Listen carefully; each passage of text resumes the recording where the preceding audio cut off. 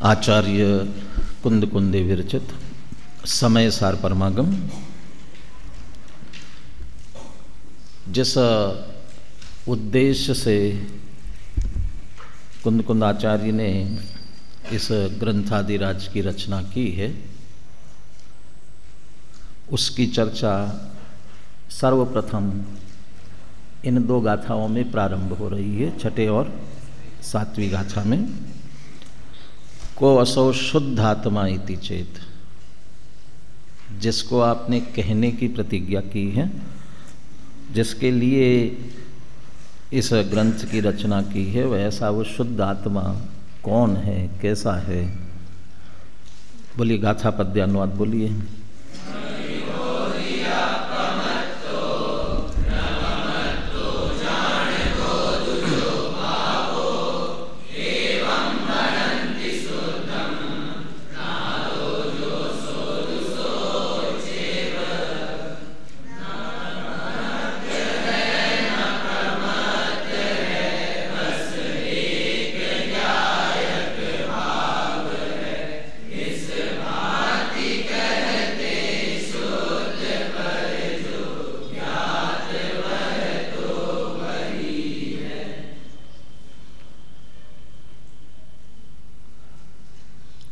टीका में अमृतचंद्र आचार्य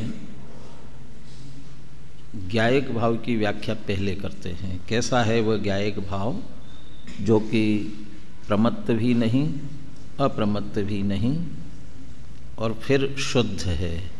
तो पहले ज्ञायक भाव कैसा है ये स्पष्ट किया। कितने विशेषण दिए? 4 विशेषण दिए। अनादि अनंत एक विशेषण है, अलग अलग हैं। अनादि अनंत, अभी यहाँ अलग अलग लिया। क्यों? अनादि ही अनंतः, और दूसरा तीसरा नित्योद्योतः और विशद ज्योति। ऐसा एक ज्ञायक भाव। इसके देखने के 2 दृष्टिकोण बताए। इस ज्ञायक भाव को 2 दृष्टियों से देखो। कौन कौन सी दृष्टि थी?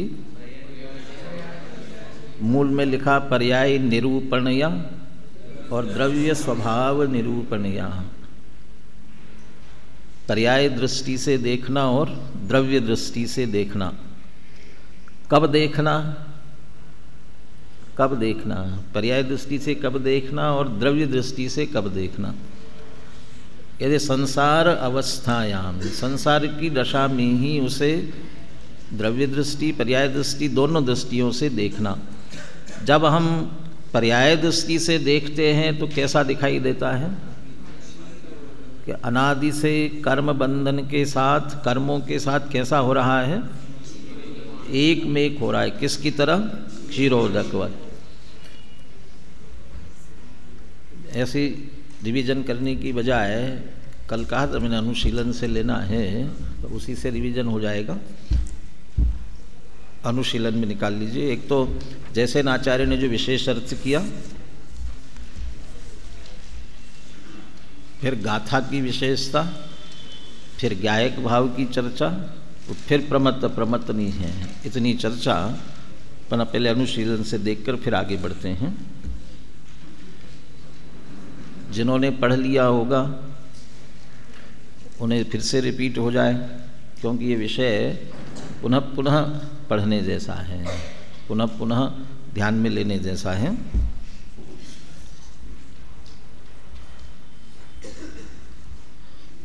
आचार्य जयसेन की टीका में अर्थ गाथार्थ के बाद में आचार्य जयसेन की टीका में इस गाथा में पाठ भेद पाया जाता है। पाठ भेद क्या होता है? हस्तलिखित प्रतियां होती थी पहले, तो हस्तलिखित प्रतियों में अलग अलग प्रतियां हो, तो किसी प्रति में कुछ लिखा हो, किसी प्रति में कुछ लिखा हो, तो वो भिन्नता हुई, तो उसमें ये पाठ मिलता है, इसमें ये पाठ मिलता है, तो उसको कहते हैं पाठ भेद। और जो भी संशोधन संपादन करते हैं उनकी जिम्मेदारी होती है कि इसकी अधिकतम प्रतियां जितनी उपलब्ध हो आपके सामने, उन सब को लेकर के जो सबसे अधिक शुद्ध लगे उसको देना, और कुछ अलग हट करके हैं तो उसे फुटनोट में देना, अलग से उसका उल्लेख करना। तो या फुटनोट में तो अलग से नहीं दिया, इसलिए यहाँ उल्लेख करके बता रहे हैं। क्या पाठभेद आया इसमें? जो गाथा में दूसरी पंक्ति में एवं भणन्ति शुद्धम, कहते शुद्धम के स्थान पर शुद्धा, और आगे आया नादो जोसो दुसो चेव, तो नादो के स्थान पर नादा शब्द है। अब यदि ये शब्द बदल दिए जाए, एवं भणन्ति शुद्धा नादा जोसो दुसो चेव, तो अर्थ बदल जाएगा पूरा, क्योंकि शुद्धम ये कर्म था, व्याकरण की दृष्टि से कर्ता कर्म उसकी अपेक्षा से शुद्धम ये कर्म था,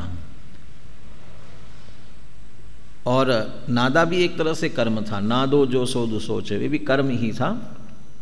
लेकिन अब शुद्धा और नादा करने से वो कर्ता बन गया वाक्य में, इसलिए उसके अनुसार अर्थ होगा पूरा गाथा का। क्या अर्थ निकलेगा? जो एक ज्ञायक भाव रूप शुद्धात्मा है, जानगो दुजो भावो शुद्धा, वो शुद्धा उसके साथ जुड़ जाएगा। जो एक ज्ञायक भाव रूप शुद्धात्मा है वह अप्रमत्त भी नहीं है और प्रमत्त भी नहीं है, ऐसा शुद्ध ने के जानने वाले महापुरुष कहते हैं। या फिर इसको शुद्धा नादा को यहाँ लगा लीजिए, जो शुद्ध के ज्ञाता, और शुद्ध के ज्ञाता माने शुद्ध नय के ज्ञाता, शुद्ध नय के जानने वाले। एवं भणन्ति कहा ना, तो के भणन्ति कौन कहते हैं ऐसा? कि शुद्धा नादा, जो शुद्ध नय को जानने वाले महापुरुष है वे ऐसा कहते हैं कि जानगो दुजो भावो नवी अपमत्तो होदी न पमत्तो होदी, वो ज्ञायक भाव न प्रमत्त है न अप्रमत्त है।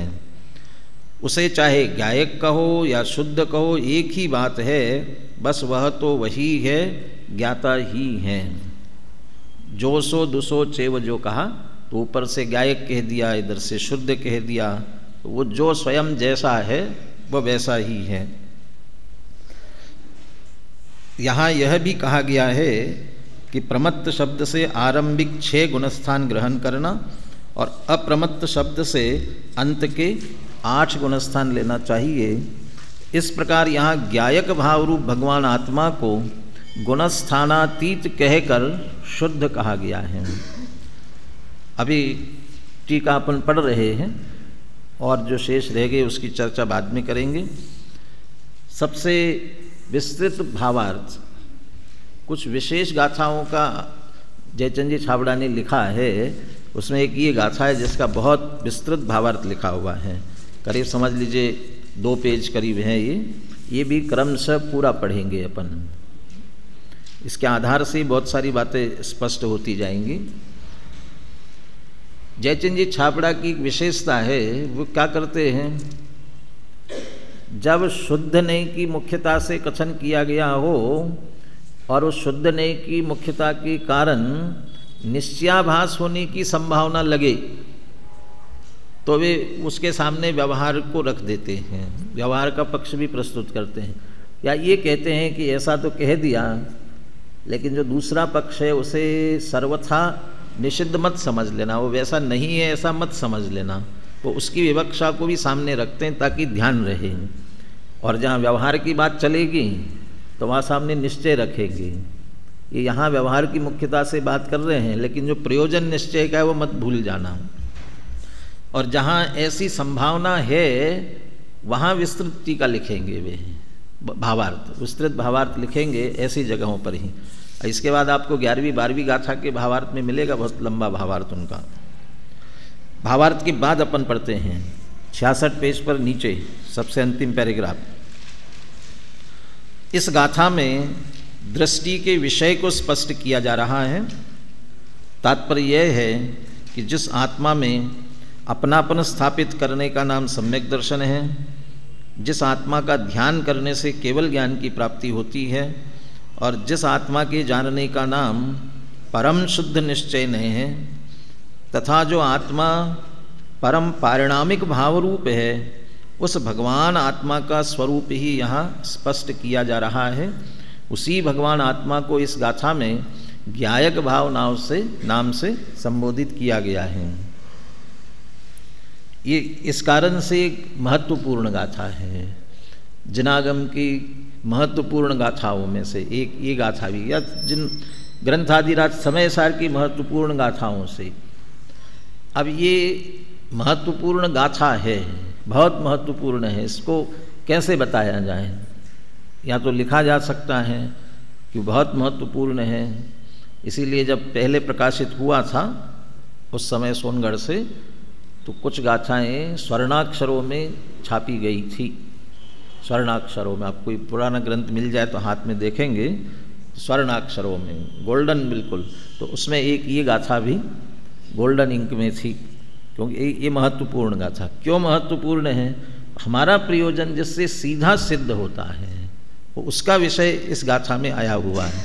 और इसीलिए बार बार कह रहा हूँ कि उस दृष्टि से हम सावधानी से इसे पढ़ें, सावधानी से इसे समझें, ताकि हमें बराबर वो भाव ख्याल में आए।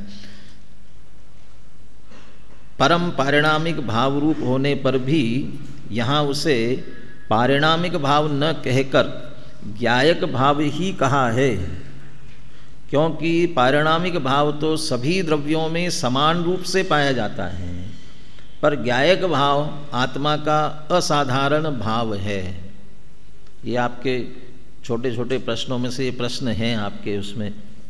यहाँ उसे पारिणामिक भाव न कह करके ज्ञायक भाव क्यों कहा? तो ज्ञायक भाव कहने में क्या आपत्ति है? अगली गाथा में ये कहने वाले हैं कि वह ज्ञान भी नहीं, दर्शन भी नहीं, चारित्र भी नहीं। ज्ञान, दर्शन, चारित्र नहीं है, ऐसा निषेध कर रहे हैं। तो आत्मा को जो ज्ञायक कहा जाता है वो किस कारण से कहते हैं? ज्ञायक इन गुणों में से यदि देखा जाए, किस गुण के कारण से उसे ज्ञायक कहते हैं?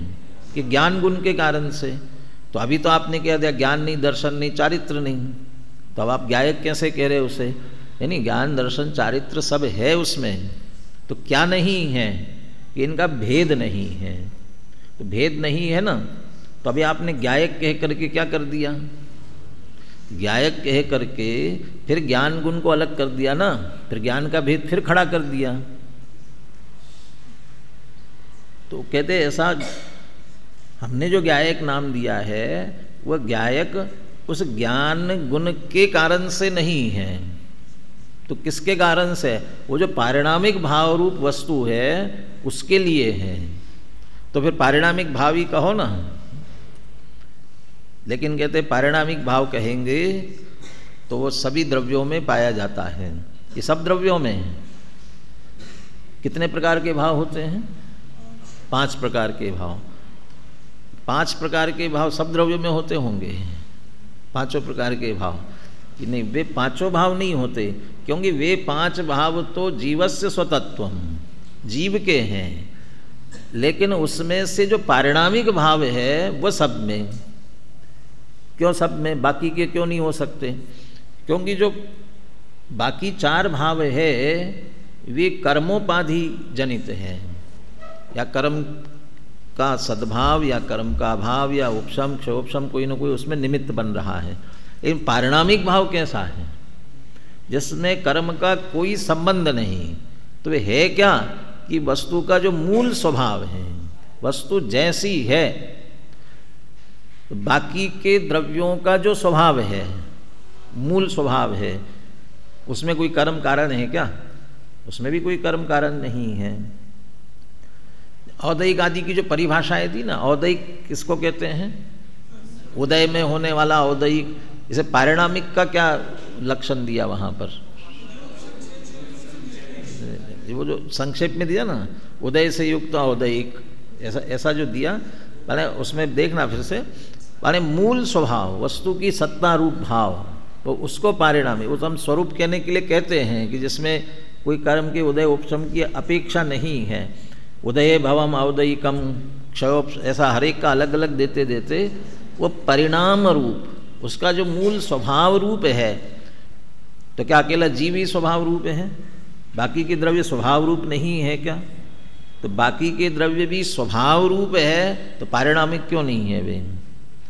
और उनका जो अपना अपना स्वभाव है ना, वो भी उत्कृष्ट है उनके लिए, अपने आप में उनका स्वभाव, इसलिए वे परम पारिणामिक भी है।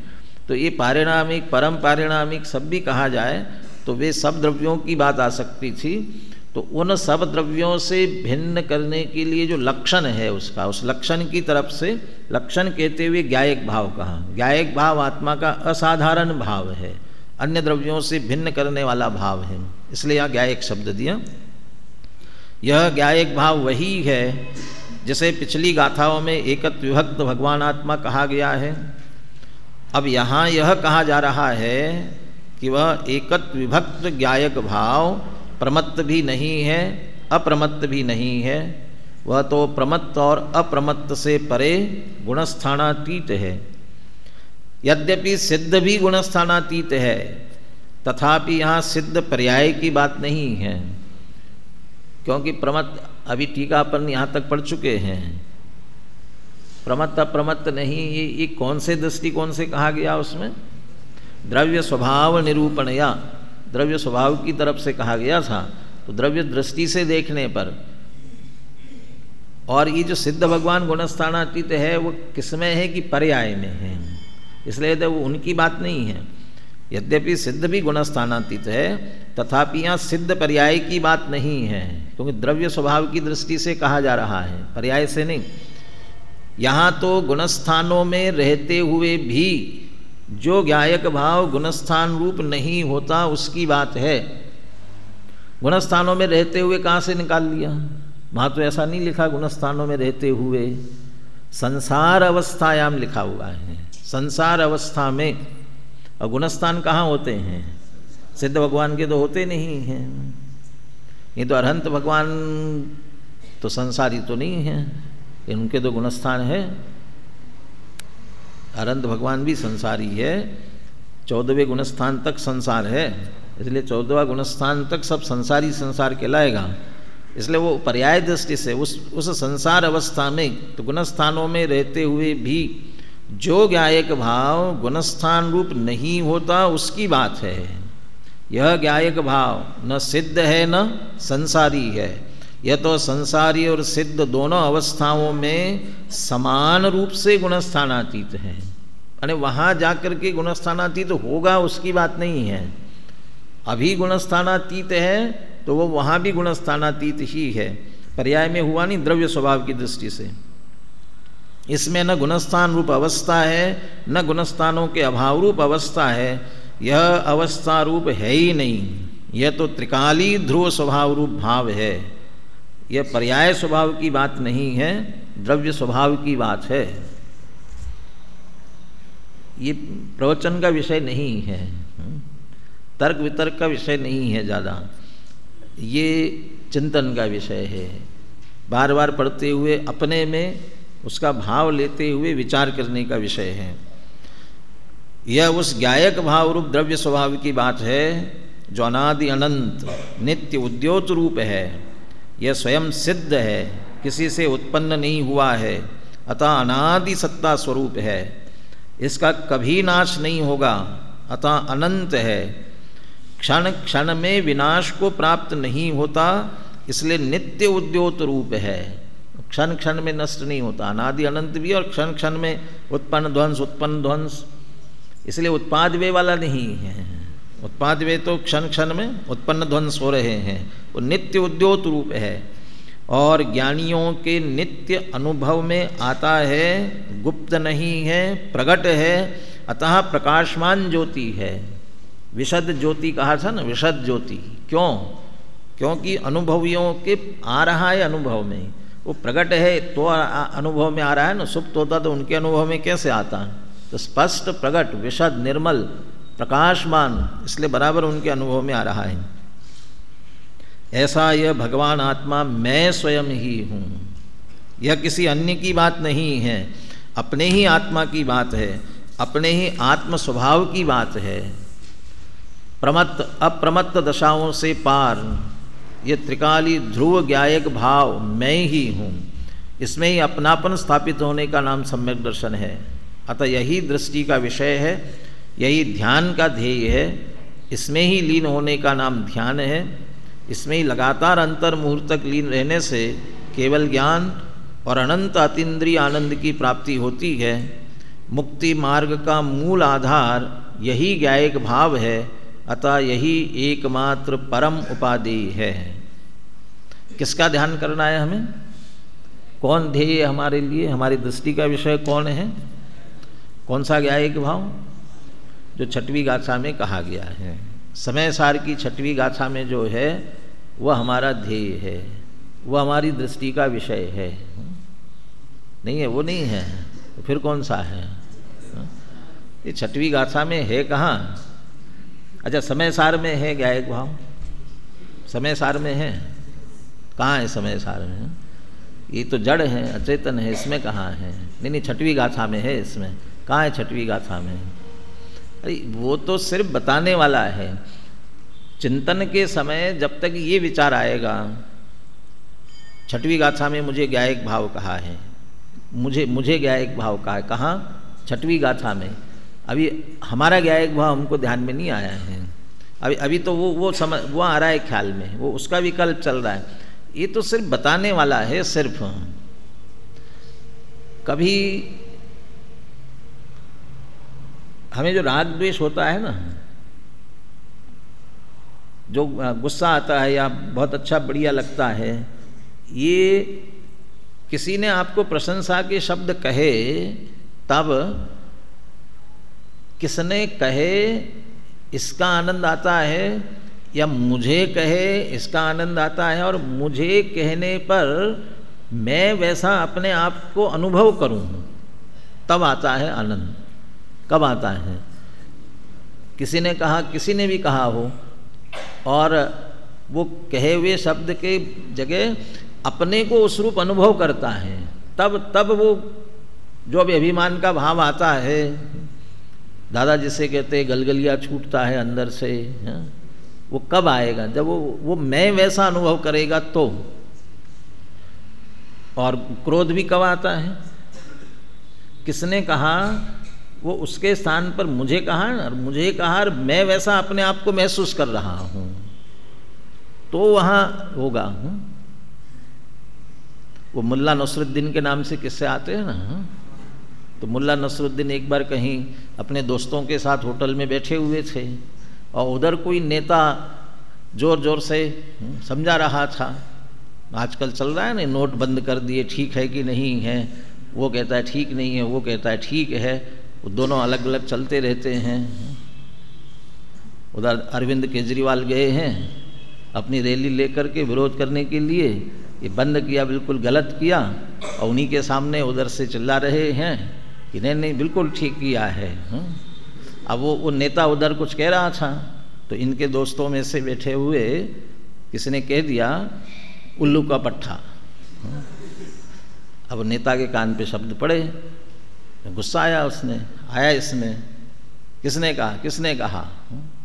अब वो जिसने कहा था वो पकड़ में आ गया, इसने कहा। अब उसने मुकदमा कर दिया कि ये मुझे इसने ऐसा कहा है। अब वहाँ जब अदालत में गए तो मुकर गया कि तब मैंने तो नहीं कहा, इनको नहीं कहा, मैंने कहा तो है इनको नहीं कहा। अब मुल्ला नसरुद्दीन वहाँ बैठे थे, उनको बुलाया गवाही के लिए कि साहब इनने कहा था कि कहा था, इनको कहा था क्या इन्हीं को कहा था? अब दोस्त घबराया कि भाई ये मुझे बचाने के लिए कह रहे कि फंसाने के लिए कह रहे हैं कि हाँ इन्हीं को कहा था। कि क्यों इनको कहा तुमने, कैसे कह दिया इनको? कि साहब इसलिए क्योंकि इन्होंने तो उल्लू का पट्ठा कहा था, लेकिन उतने बैठे हुए लोगों में से किसी को कोई तकलीफ नहीं हुई, किसी ने कुछ महसूस नहीं किया। और इन्होंने महसूस क्यों किया? क्योंकि ये थे, इन्होंने, इसलिए इन्हीं को कहा गया, ये थे इसलिए कहा गया। और जो है उनको वैसा कहने में दिक्कत क्या है? बाकी को क्यों तकलीफ नहीं हुई? क्योंकि उन शब्दों को उसने अनुभव किया अपने साथ में। पर जब तक अपने से नहीं जोड़ेगा तब तक दिक्कत नहीं होगी, अपने से जोड़ते ही दिक्कत हो जाती है। ऐसे ही चिंतन मनन करते समय ये भाव आता जाए, कुंद आचार्य ने कहा, समय सार में कहा, तो अभी अपने से नहीं जुड़ी है बातों। इसलिए ये गाथा की चर्चा चल रही थी ना, शुद्ध आत्मा कैसा है उसका वर्णन चल रहा था ना। ये लिखने की क्या जरूरत पड़ी? नहीं, ऐसा वह आत्मा मैं हूँ। तो वो संचेतन अपनी तरफ आना चाहिए। अपनी तरफ आएगा तो ही हमारे लिए वो स्वाध्याय है, तो वो अपने लिए उपयोगी है। बाकी तो सिर्फ क्या कहना चाहिए, चर्चा का विषय, क्षोभशम ज्ञान का विषय, विकल्प का विषय बन करके रह जाएगा। जिसको कल एक शब्द में कहा था, कलेक्शन ऑफ नॉलेज, वो हो करके रह जाएगा, किसी को उपयोगिता नहीं होगी। अब प्रमत्त अप्रमत्त की तरफ बढ़ते हैं आगे। यद्यपि अनादि बंध पर्याय की अब यह स्पष्ट करते हैं कि यह ज्ञायक भाव प्रमत्त और अप्रमत्त क्यों नहीं है। तात्पर्य यह है कि ज्ञायक भाव प्रमत्त और अप्रमत्त नहीं है, इस कथन की विवक्षा क्या है। इसमें एक पॉइंट और, यानी जो चर्चा कल हुई उससे एक और पॉइंट अपने को निकलेगा, अभी बताते इसमें निकल आएगा। यद्यपि अनादि बंध पर्याय की अपेक्षा यह ज्ञायक भाव संसार अवस्था में पुद्गल कर्मों के साथ दूध पानी की तरह एक में खो रहा है, तथापि जब द्रव्य स्वभाव की अपेक्षा से देखते हैं तो शुभाशुभ भावों के स्वभाव रूप परिणमित नहीं होने से प्रमत्त भी नहीं है और अप्रमत्त भी नहीं है। ये सीधा पकड़ लिया उसमें से अंतिम। वो शुभाशुभ भाव कैसे, उसका विस्तार बाद में करेंगे। तो शुभाशुभ भावों के स्वभाव रूप परिणमित नहीं होने से प्रमत्त भी नहीं और अप्रमत्त भी नहीं है। ज्ञानावरणादि पुद्गल कर्म और उनके उदय में होने वाले शरीरादि संयोगों के साथ ज्ञायक भाव का संबंध दूध और पानी की तरह है। कर्ताकर्म अधिकार में जाकर के 3 संबंधों की बात की है। एक क्षेत्रावगा संबंध, संयोग संबंध और तादात्म्य संबंध। यहाँ 2 की ही बात करते हैं, एक क्षेत्रावगा संबंध और तादात्म्य संबंध। जब 2 की ही बात करते हैं तो तादात्म्य के अलावा बाकी जो कुछ है वो सबको एक क्षेत्रावगा में डालना पड़ेगा। 2 में बंटवारा करते हैं तब वो सब उस एक क्षेत्रावगा में चला गया। इसलिए ज्ञानावरणादि पुद्गल कर्म और उनके उदय में होने वाले शरीरादि संयोग, और शरीरादि संयोग के साथ रागादि भी आ गए उसमें, वो सब उनके साथ दूध पानी की तरह ही संबंध है। यह कहकर दोनों के संबंध का स्वरूप स्पष्ट किया गया है। तात्पर्य यह है कि आत्मा और कर्मों का संबंध न तो ज्ञान और आत्मा के समान तादात्म्य संबंध रूप ही है और न एक बर्तन में एक साथ रखे हुए गेहूं और कंकड़ों के समान एकदम औपचारिक ही है। वो भिन्नता और अभिन्नता ऐसा भी मत समझो कोई संबंध नहीं है। और संबंध भी है तो किस प्रकार का संबंध है, वो पर्याय वाली अपेक्षा भी अच्छी तरह ख्याल में आना चाहिए। यदि वो भाव सही ख्याल में नहीं आया, उसकी भी विपरीतता हुई तो भी मिथ्यापना ही है। माने जैसा अभिन्नता है वो अभिन्नता स्वीकार करना पड़ेगी। कैसा आध्यात्म संबंध रूप और न बर्तन में एक साथ रखे हुए गेहूं और कंकड़ों के समान एकदम औपचारिक है, अपितु वे दोनों एक न होकर भी दूध और पानी के समान एक में एक अवश्य हो रहे हैं। दूध में पानी और गेहूं में कंकड़ है ना, मिले हुए हैं ना दोनों। गेहूं में कंकड़ मिले हुए हैं, दूध में पानी मिला हुआ है। ये दोनों उदाहरण दे करके ये समझाना चाहते हैं कर्मों के साथ, द्रव्य कर्म के साथ, भाव कर्म के साथ, नो कर्म के साथ, इनके साथ जीव का संबंध कैसा है कि जीव का संबंध दूध पानी की तरह है, गेहूं कंकड़ों की तरह नहीं है। अपितु दोनों एक न होकर भी दूध पानी के समान एक में एक अवश्य हो रहे हैं। कंकड़ और गेहूं तो एकदम पृथक पृथक ही हैं। उनका तो परस्पर मात्र इतना ही संबंध है कि वे एक बर्तन में एक साथ रखे हुए हैं।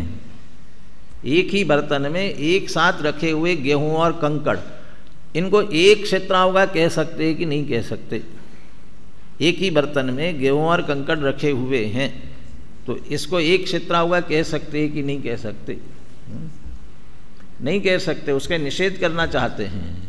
और दूध पानी को कह सकते हैं। क्यों, क्या अंतर आया उसमें?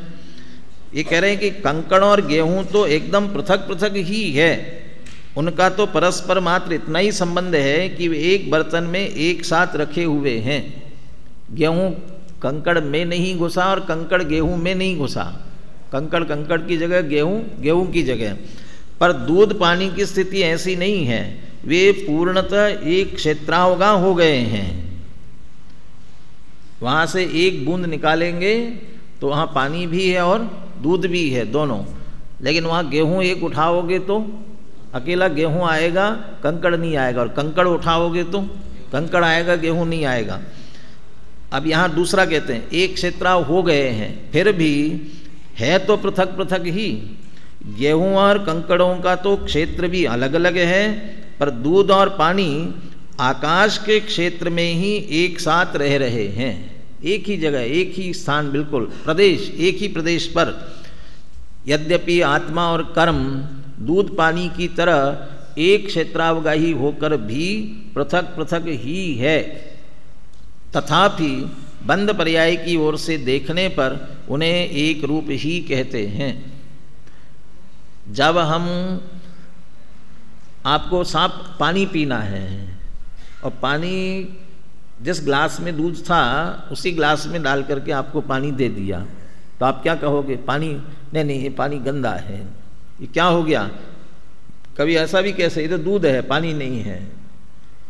और उल्टा हो जाए, आपने मांगा दूध देना और उसमें कितना, एक 2/3 माने सिर्फ 1/4 दूध हो, बाकी सब पानी ही पानी हो, और आपको दिख रहा है देने वाले भी का दूध है, और आप पियोगे तो क्या कहो? ये दूध है, ये तो पानी है। तो अभी के पानी है उसको कभी दूध कह सकते हो, और दूध है उसे आप पानी कह सकते हो। किसके हिसाब से? कम अधिक के हिसाब से। तो दोनों के मिले जुले रूप को कोई भी एक नाम दिया जा सकता है, लेकिन कितना भी नाम देंगे, एक में कैसे दिखाई दे रहे हो तो भी पानी पानी रूप है और दूध दूध रूप है, लेकिन दोनों को मिलकर के एक नाम से कहा जा सकता है। ये पानी है, ये दूध है, ऐसा कहा जा सकता है।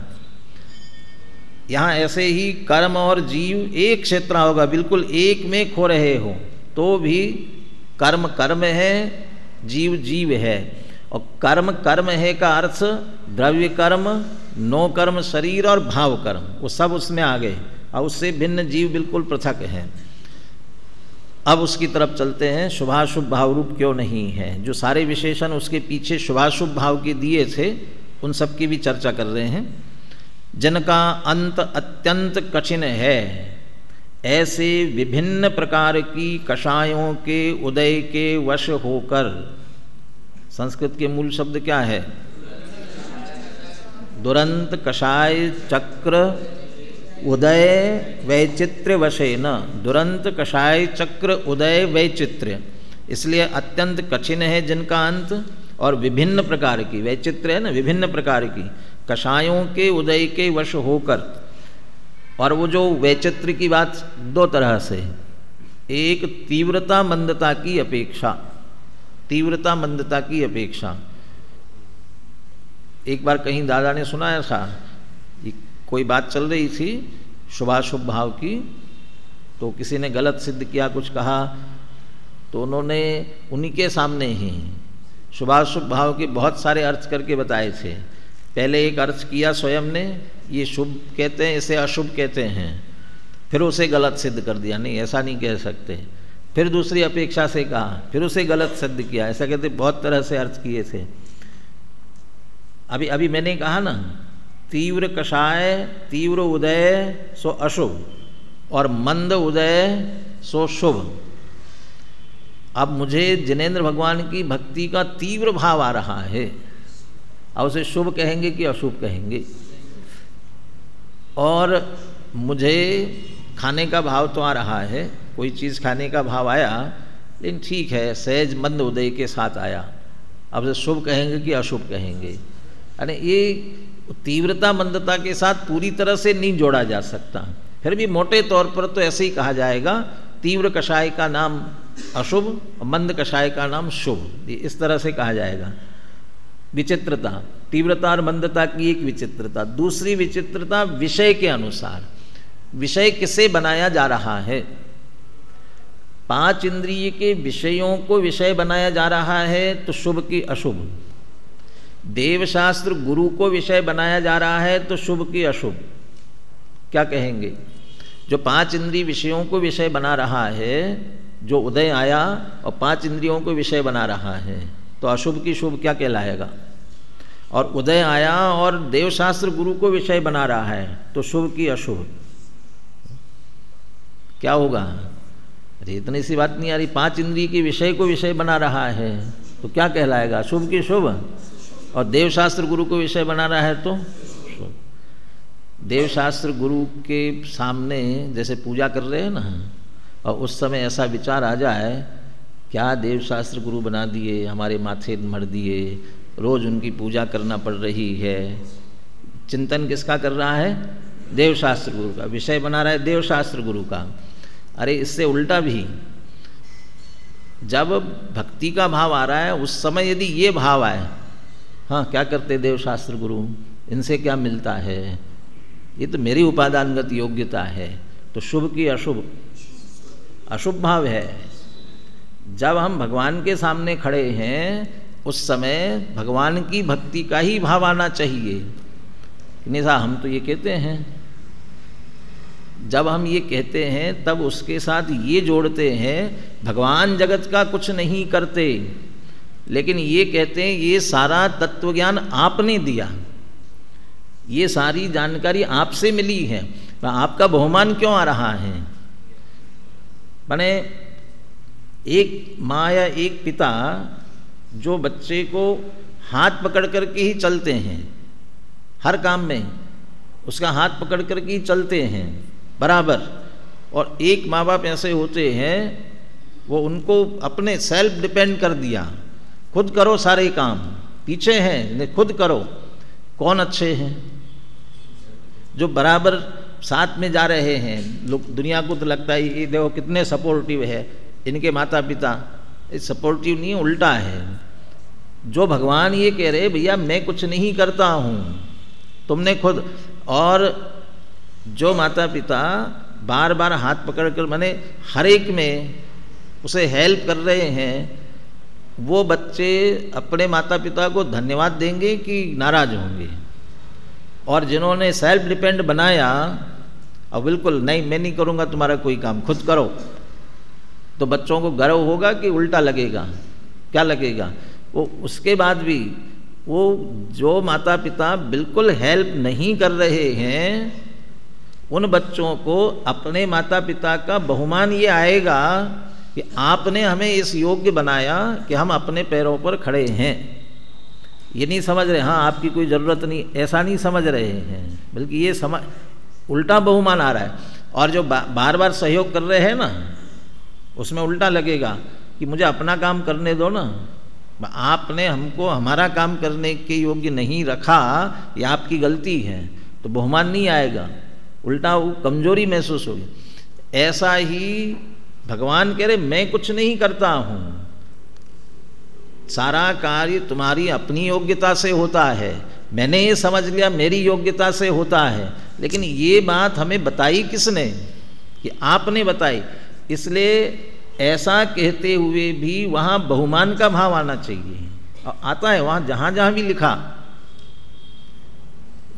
देवशास्त्र गुरु क्या उसमें कही है ना कि भक्त आप से ले लेते, आप माने आप कुछ नहीं देते हो और भक्त आपसे ले लेते। कैसे ले लेते हैं? बस आपने जो मार्ग बताया उसके अनुसार स्वयं आपके जैसे बन जाते हैं। तो आप नहीं दे रहे हैं और फिर भी भक्त लेते हैं। तो वहाँ जो हम कह रहे हैं कि भगवान कुछ नहीं देते, भक्त कैसे ले लेते हैं? जब उनके प्रति बहुमान नहीं होगा तो उस मार्ग को स्वीकार कैसे करेंगे? इसलिए ये उदय की बहुत विचित्रता है। अच्छा 5 इंद्रियों को विषय तो बना रहा है, 5 इंद्रियों में रंच मात्र भी सुख नहीं है। आज तक इन 5 इंद्रियों को भोग भोग करके छोड़ दिया, लेकिन रंच मात्र भी सुखी नहीं हुआ। जितना इनकी तरफ मेरा उपयोग जाता है वो व्यर्थ ही चला जाता है, उल्टा पाप का ही बंद करता है। अभी सोच क्या रहा है, विषय क्या बन रहा है, 5 इंद्रियां, लेकिन अभी उससे विरक्तिकार, इसलिए विषय क्या बन रहा है उसके आधार से भी नहीं है, अभिप्राय क्या है हमारा, उसके पीछे भाव क्या है।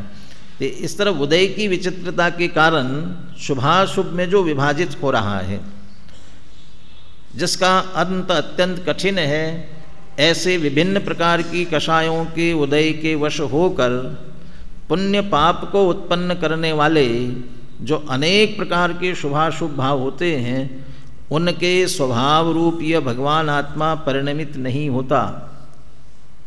विभाव रूप परिणमित नहीं होता कि स्वभाव रूप परिणमित नहीं होता? शुभाशुभ भाव रूप परिणमित नहीं होता, तो शुभाशुभ भाव उनके स्वभाव रूप परिणमित नहीं होता। तो स्वभाव है कि विभाव है? शुभ अशुभ विभाव अभाव कीन स्वाभाविक परिणति मैं अछीन।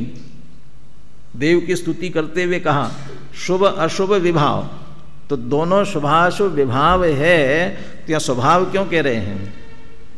ये उनका स्वभाव है ना, जो कोई भी किसका स्वभाव है, वो तीव्र मंद उदय आ रहा है ना कर्म का, वो उनका स्वभाव है, वो शुभाशुभ भाव, वो उनके स्वभाव रूप परिणमित नहीं होता।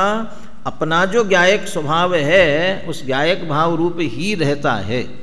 तो ये यहाँ हम विभाव रूप नहीं परिणमता इसलिए कहेंगे, ये ज्ञायक भाव से विपरीत है इसलिए उनको विभाव कहते हैं, लेकिन उनका भी तो अपना स्वभाव है ना कोई, तो जो उनका स्वभाव है उनका स्वभाव, उनके स्वभाव रूप आत्मा परिणमित नहीं होता, उनके स्वभाव रूप ये भगवान आत्मा परिणमित नहीं होता।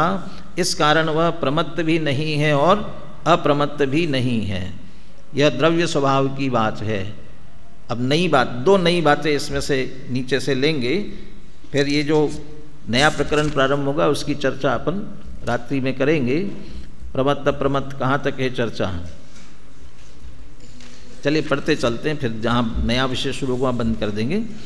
शुभाशुभ भाव के स्वभाव रूप परिणमित होना एक प्रकार से जड़ रूप परिणमित होना ही है। शुभाशुभ भाव रूप होना जड़ रूप है, क्योंकि इधर ज्ञायक भाव कह रहे हैं, ज्ञायक भाव इनसे भिन्न है, तो ज्ञायक भाव ये चेतन और ये इनसे भिन्न, तो वो जड़ हुए, ये जड़ भाव रूप होना ही है, क्योंकि यह परिणमन जड़ कर्म के उदय के वश होता है। इसके लिए भी उदाहरण दिया छोटे प्रश्नों में। मैंने एक प्रश्न वहाँ कहा था आपको, यहाँ ज्ञायक पारिणामिक भाव नहीं कह करके ज्ञायक भाव क्यों कहा? ये दूसरा प्रश्न, शुभाशुभ भावों को जड़ कैसे कहा गया, दृष्टांत सहित बताइए। जिस प्रकार मालिक की आज्ञा से भृत्य द्वारा किए गए कार्य को मालिक का ही कार्य कहा जाता है, भृत्य माने नौकर, उसी प्रकार जिसके वश जो परिणमन होता है उस परिणमन को उसी का कहा जाता है। ये उदाहरण तो सरल है ना। कोई भी नौकर आता है तो क्या कहेगा ये किसका काम है? ये मालिक का। किसके लिए आया? वो मालिक का काम करने के लिए आया, काम वो कर रहा है, लेकिन कहता किसका है कि मालिक। क्यों? कि मालिक की आज्ञा से कर रहा है, उसके वश में होकर के कर रहा है। उसी प्रकार अतः जड़ कर्म के उदय के वश से हुए शुभाशुभ भावों को जड़ रूप ही कहा जाता है। समय सार गाथा 72 की आत्मख्याति टीका में भी शुभाशुभ रूप विभाव भावों को आश्रव शब्द का प्रयोग किया। विपरीत शब्द का जो है ना, असुचि है, विपरीत है, दुख के कारण है, विपरीतता में से अर्थ निकाला है। जड़ स्वभावी कहा गया है। यह ज्ञायक भाव उन शुभाशुभ भावों रूप परिणमित नहीं होता, इसी कारण वह प्रमत्त भी नहीं और अप्रमत्त भी नहीं है। जड़ कर्म के वश का अर्थ ये नहीं समझना, ये गुरुदेव को जो सुनेंगे ना उनके ये भाव आए बिना रहेगा ही नहीं, वो ये अर्थ निकालेंगे ही कि जड़ कर्म के वश का अर्थ यह नहीं समझना कि जड़ कर्म उसे बलात् अपने वश में करता है, अपितु यह जीव स्वयं अपनी कमजोरी के कारण, पर्यायगत योग्यता के कारण उनके वश होता है। यह एक स्वतंत्र प्रकरण है और विशेष स्पष्टीकरण के लिए गहरे मंथन की अपेक्षा रखता है। यहाँ इसका विस्तार अभिष्ट नहीं है, कि वो ज़बरदस्ती होता है कि अपने आप होता है, ये प्रकरण अभी यहाँ नहीं है, इसलिए इसको इतना ही कह के छोड़ दिया। आगे यथास्थान इस पर विशेष प्रकार डाला जाएगा। अब एक नई बात इसमें से जो है ये ध्यान देने, एक तो जड़ वाली बात नहीं आई, ये दूसरी बात ध्यान देने योग्य बात यह है कि यहाँ ऐसा नहीं कहा कि अशुभ भाव रूप परिणमित नहीं होने से प्रमत्त नहीं है और शुभ भाव रूप परिणमित नहीं होने से अप्रमत्त नहीं है, मैंने ऐसा नहीं जोड़ना है। शुभाशुभ भाव रूप परिणमित नहीं होने से प्रमत्त भी नहीं अप्रमत्त भी नहीं, तो कहीं यथासंख्य लगा था ना, यथाक्रम। शुभाशुभ भाव रूप परिणमित नहीं होने से प्रमत्त भी नहीं अप्रमत्त भी नहीं, तो क्रम से लगाओ।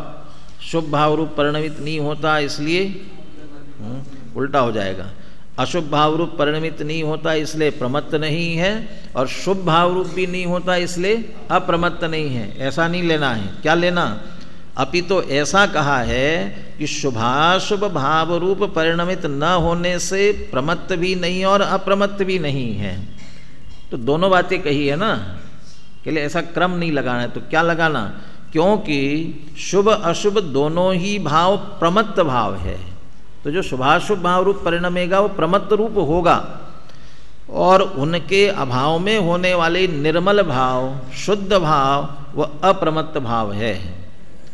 तो ज्ञायक भाव न तो मलिन भावों रूप ही है और न पर्यायगत निर्मल भावों रूप है, तो प्रमत्त भाव को मलिन लिया और प्रमत्त भाव निर्मल, क्योंकि वह परिणमन रूप ही नहीं है, वह तो अपरिणामी तत्व है।